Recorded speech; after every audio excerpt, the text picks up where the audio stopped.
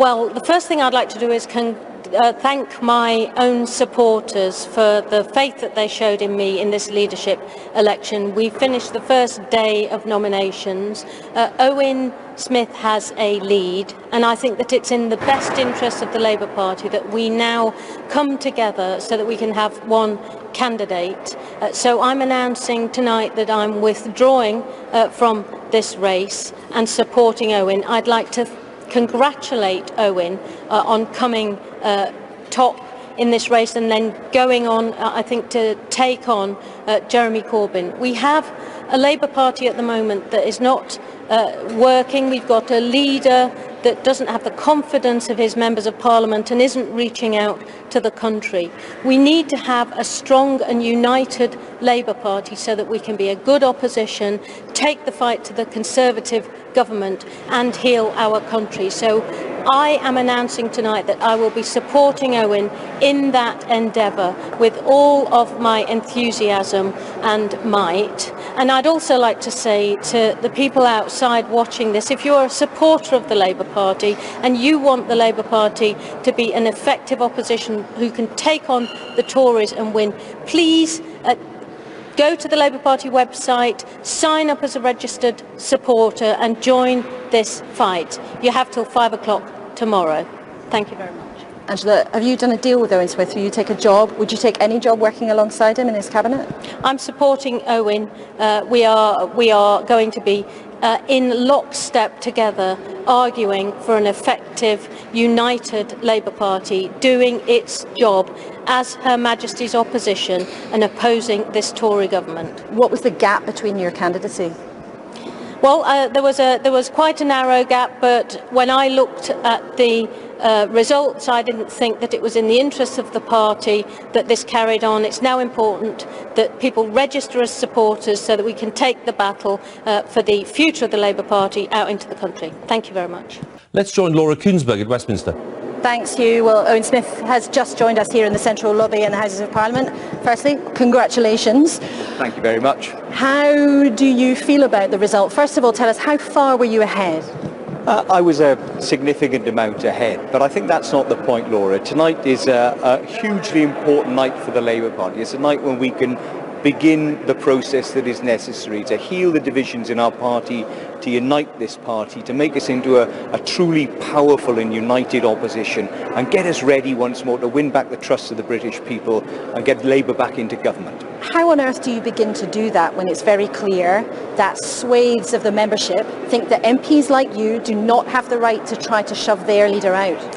Well, I want to say to all members of the Labour Party tonight, young and old, long-standing new members, I can be their champion. I am just as radical as Jeremy Corbyn. I think Jeremy is owed a debt of gratitude for helping Labour rediscover its radical roots. But we do need a new generation of Labour men and women to take this party forward, to get us ready for government once more. We've been on the sidelines for too long, and what Labour members want is, yes, a principled leadership in this party, but they want someone who can put those principles into practice by winning power for Labour and looking after working people, working women, working men, the length and breadth of Britain. That's why I'm in politics, and that's what I intend to do. But many of those same members will say they have someone like that who was chosen overwhelmingly by them less than 12 months ago. And we have now an opportunity, Jeremy and I, to debate the future of our party over this summer. And I pledge to all of those members that I will do that in the comradely, kind, gentle fashion that I think we need to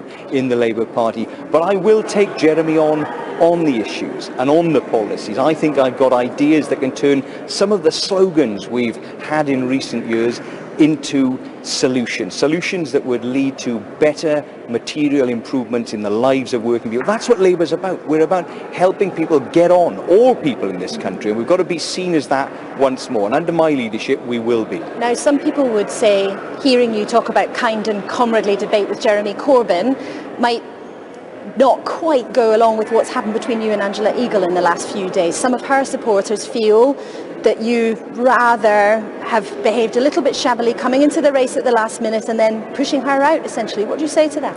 Well, I came into the race late because my brother was ill, as you know, and I was at his bedside in hospital for several days. But I've come into the race full of ideas and full of energy. I'd just like to say to Angela, who is a great friend of mine and a wonderful Labour leader who's been a pioneer in our party for many years, that I will want to work side by side with Angela throughout this contest. I want Angela to be at my right hand throughout this. I need Angela to work alongside me throughout this contest and in the years that follow it. She is a great Labour woman and I absolutely cannot do without her in what will be a very difficult few months. So if you can't do without her, have you offered her a job in your campaign, a position in your shadow cabinet if you win? Well, that's between me and Angela, but let me be as clear as I possibly can be.